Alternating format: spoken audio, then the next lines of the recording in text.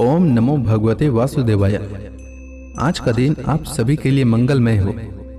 भगवान नारायण सर्वशक्तिमान हैं। एकमात्र श्री हरि ही संसार में दुर्लभ से दुर्लभ वस्तु देने में सामर्थ्य हैं। परमा एकादशी प्रभु की प्रिय तिथि है। इस दिन भक्ति भाव से पूर्ण श्रद्धा के साथ भगवान श्री हरि की पूजा करनी चाहिए। अधिक मास में पड़ने के कारण इस एकादशी का महत्व और अधिक बढ़ जाता है। अधिक मास को सभी महीनों का राजा माना जाता है। परमा एकादशी की कथा सुनने मात्र से 1000 गोदान और 1000 ब्राह्मणों को भोजन कराने के बराबर पुण्य की प्राप्ति होती है। इसलिए परमा एकादशी के दिन परमा एकादशी व्रत की कथा अवश्य सुनना चाहिए, साथ ही दूसरों को भी सुनाना चाहिए। तो आइए सुनते हैं परमा एकादशी व्रत की कथा। परमा एकादशी व्रत की कथा के अनुसार महाराज युधिष्ठिर ने भगवान श्री कृष्ण से कहा, हे कमल नयन, अब आप अधिक मास के कृष्ण पक्ष की एकादशी का नाम तथा उसके व्रत का विधान बताने की कृपा करें। इसमें किस देवता का पूजन किया जाता है तथा इसके व्रत से किस फल की प्राप्ति होती है। भगवान श्री कृष्ण ने कहा, हे युधिष्ठिर, अधिक मास के कृष्ण पक्ष में जो एकादशी आती है वह परमा एकादशी कहलाती है। इसके व्रत से सभी पाप नष्ट हो जाते हैं तथा मनुष्य को इस लोक में सुख और परलोक में सद्गति प्राप्त होती है। इसका व्रत पूर्व में कहे हुए विधानानुसार करना चाहिए और भगवान विष्णु को धूप, दीप, नैवेद्य और पुष्प आदि से पूजन करना चाहिए। इस एकादशी की पावन कथा, जो कि महर्षियों के साथ काम्पिल्य नगरी में हुई थी, वह मैं तुमसे कहता हूं, ध्यान पूर्वक श्रवण करो। काम्पिल्य नगरी में सुमेधा नाम का एक अत्यंत धर्मात्मा ब्राह्मण रहता था। उसकी स्त्री अत्यंत पवित्र तथा पतिव्रता थी। किसी पूर्व पाप के कारण वह दंपति अत्यंत दरिद्रता का जीवन व्यतीत कर रहे थे। ब्राह्मण को भिक्षा मांगने पर भी भिक्षा नहीं मिलती थी। उस ब्राह्मण की पत्नी वस्त्रों से रहित होते हुए भी अपने पति की सेवा करती थी तथा अतिथि को अन्न देकर स्वयं भूखी रह जाती थी और पति से कभी किसी वस्तु की मांग नहीं करती थी। दोनों पति पत्नी घोर दरिद्रता का जीवन व्यतीत कर रहे थे। एक दिन ब्राह्मण अपनी स्त्री से बोला, हे प्रिय, जब मैं धनवानों से धन की याचना करता हूँ तो वह मुझे मना कर देते हैं। गृहस्थी धन के बिना नहीं चलती, इसलिए यदि तुम्हारी सम्मति हो तो मैं परदेश जाकर कुछ काम करूं, क्योंकि विद्वानों ने कर्म की प्रशंसा की है। ब्राह्मण की पत्नी ने विनीत भाव से कहा, हे स्वामी, मैं आपकी दासी हूं। पति अच्छा और बुरा जो कुछ भी कहे, पत्नी को वही करना चाहिए। मनुष्य को पूर्व जन्म में किए कर्मों का फल मिलता है। सुमेरु पर्वत पर रहते हुए भी मनुष्य को बिना भाग्य के स्वर्ण नहीं मिलता। पूर्व जन्म में जो मनुष्य विद्या और भूमि दान करते हैं, उन्हें अगले जन्म में विद्या और भूमि की प्राप्ति होती है। ईश्वर ने भाग्य में जो कुछ लिखा है उसे टाला नहीं जा सकता। यदि कोई मनुष्य दान नहीं करता तो प्रभु उसे केवल अन्न ही देते हैं। इसलिए आपको इसी स्थान पर रहना चाहिए, क्योंकि मैं आपका विछोह नहीं सह सकती। पति बिना स्त्री की माता, पिता, भाई, ससुर तथा संबंधी आदि सभी निंदा करते हैं। इसलिए हे स्वामी, कृपा कर आप कहीं न जाएं। जो भाग्य में लिखा है वह यहीं प्राप्त हो जाएगा। स्त्री की सलाह मानकर ब्राह्मण प्रदेश नहीं गया। इसी प्रकार समय बीतता रहा। एक बार कौंडिन्य ऋषि वहां आए। ऋषि को देखकर ब्राह्मण सुमेधा और उसकी स्त्री ने उन्हें प्रणाम किया और बोले, आज हम धन्य हुए, आपके दर्शन से हमारा जीवन सफल हुआ। ऋषि को उन्होंने आसन तथा भोजन दिया। भोजन देने के बाद पतिव्रता ब्राह्मणी ने कहा, हे ऋषिवर, कृपा कर आप मुझे दरिद्रता का नाश करने की विधि बतलाइए। मैंने अपने पति को परदेश में जाकर धन कमाने से रोका है। मेरे भाग्य से आप आ गए हैं। मुझे पूर्ण विश्वास है कि अब मेरी दरिद्रता शीघ्र ही नष्ट हो जाएगी। अतः आप हमारी दरिद्रता नष्ट करने के लिए कोई उपाय बताएं। ब्राह्मणी की बात सुन कौंडिन्य ऋषि बोले, हे ब्राह्मणी, अधिक मास की कृष्ण पक्ष की परम एकादशी के व्रत से सभी पाप, दुख और दरिद्रता आदि नष्ट हो जाते हैं। जो मनुष्य इस व्रत को करता है वह धनवान हो जाता है। इस व्रत में नित्य गायन आदि सहित रात्रि जागरण करना चाहिए। भगवान शंकर ने कुबेर जी को इसी व्रत के करने से धनाध्यक्ष बना दिया था। इसी व्रत के प्रभाव से सत्यवादी राजा हरिश्चंद्र को पुत्र, स्त्री और राज्य की प्राप्ति हुई थी। तदुपरांत कौंडिन्य ऋषि ने उन्हें एकादशी के व्रत का समस्त विधान कर सुनाया। ऋषि ने कहा, हे ब्राह्मणी, पंचरात्रि व्रत इससे भी अधिक उत्तम है। परम एकादशी के दिन प्रातः काल नित्य कर्म से निवृत्त होकर विधान पूर्वक पंचरात्रि व्रत का आरंभ करना चाहिए। जो मनुष्य 5 दिन तक निर्जल व्रत करते हैं वे अपने माता पिता और स्त्री सहित स्वर्ग लोक को जाते हैं। जो मनुष्य 5 दिन तक संध्या को भोजन करते हैं वे स्वर्ग को जाते हैं। जो मनुष्य स्नान करके 5 दिन तक ब्राह्मणों को भोजन कराते हैं वे समस्त संसार को भोजन कराने का फल पाते हैं।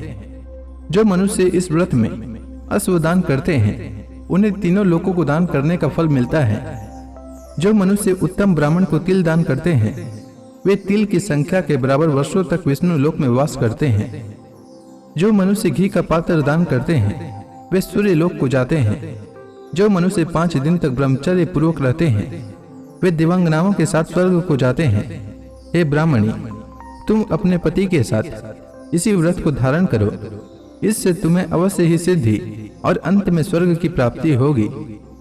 कौंडिन्य ऋषि के वचनानुसार ब्राह्मण और उसकी स्त्री ने परम एकादशी का 5 दिन तक व्रत किया।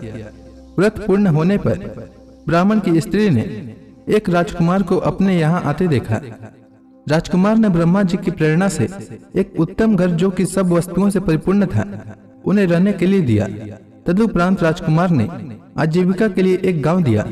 इस प्रकार ब्राह्मण और उसकी स्त्री इस व्रत के प्रभाव से इस लोक में अनंत सुख भोग कर अंत में स्वर्ग लोक को गए।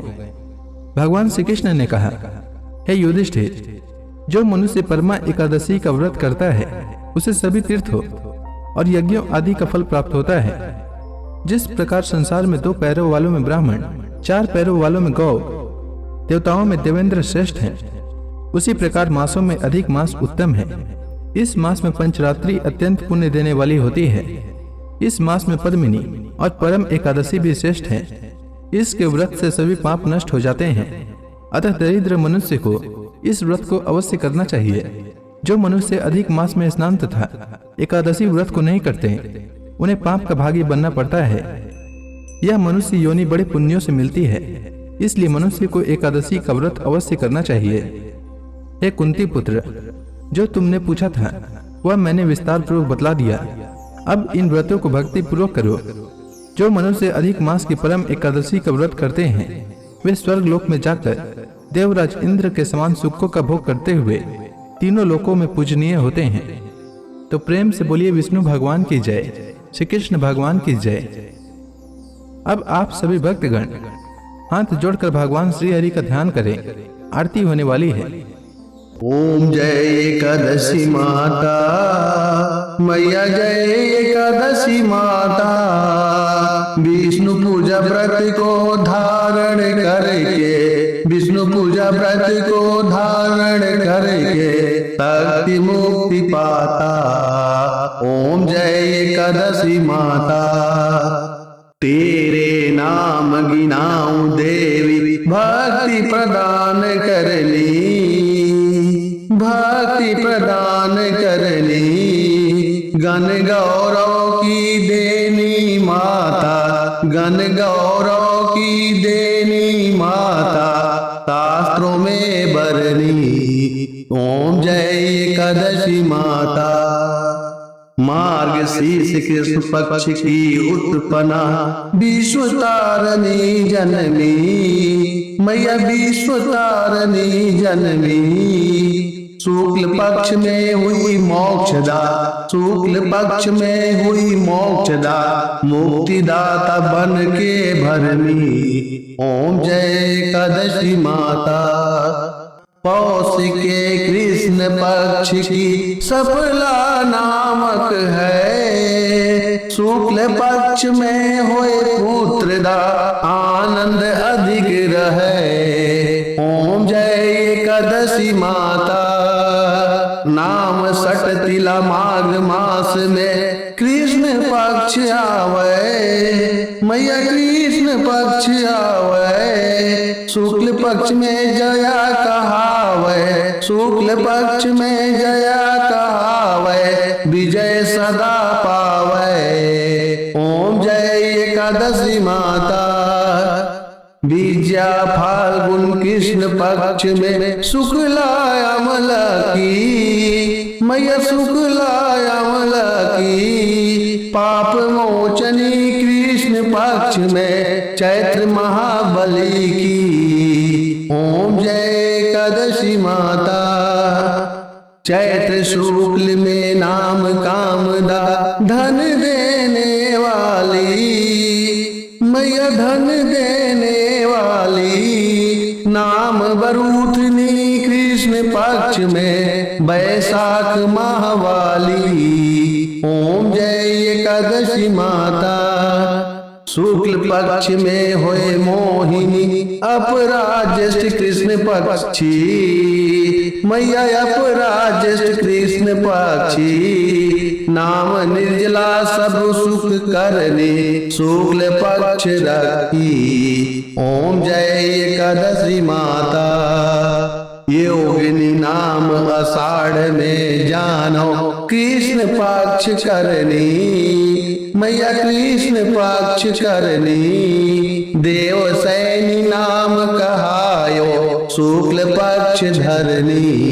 ओम जय एकादशी माता। कामिका श्रावण मास में आवे कृष्ण पक्ष कहिए, श्रावण शुक्ला होए पवित्रा आनंद से रहिए। ओम जय एकादशी माता। अजा भाद्रपद कृष्ण पक्ष की परिवर्तनी शुक्ला, मैया परिवर्तनी शुक्ला, इंद्राश्विन कृष्ण पक्ष में व्रत से भव सागर निकला। ओम जय एकादशी माता। पापांकुश है शुक्ल पक्ष में आप हरण हारी, मैया आप हरण हारी, रमा मास कार्तिक में आवे सुखदायक भारी। ओम जय एकादशी माता। देवोत्थान शुक्ल पक्ष की दुख नाशक मैया, पावन मास में करो विनती पार करो नैया। ओम जय एकादशी माता। परमा कृष्ण पक्ष में होती जन मंगल करनी, मैया जन मंगल करनी, शुक्ल मास में होए पधिनी दुख दरिद्र हरनी। ओम जय एकादशी माता। जो कोई आरती एकादशी की भक्ति सहित गावे, मैया भक्ति सहित गावे, जन गुरु दिता स्वर्गवासा निश्चय वह पावे। ओम जय एकादशी माता।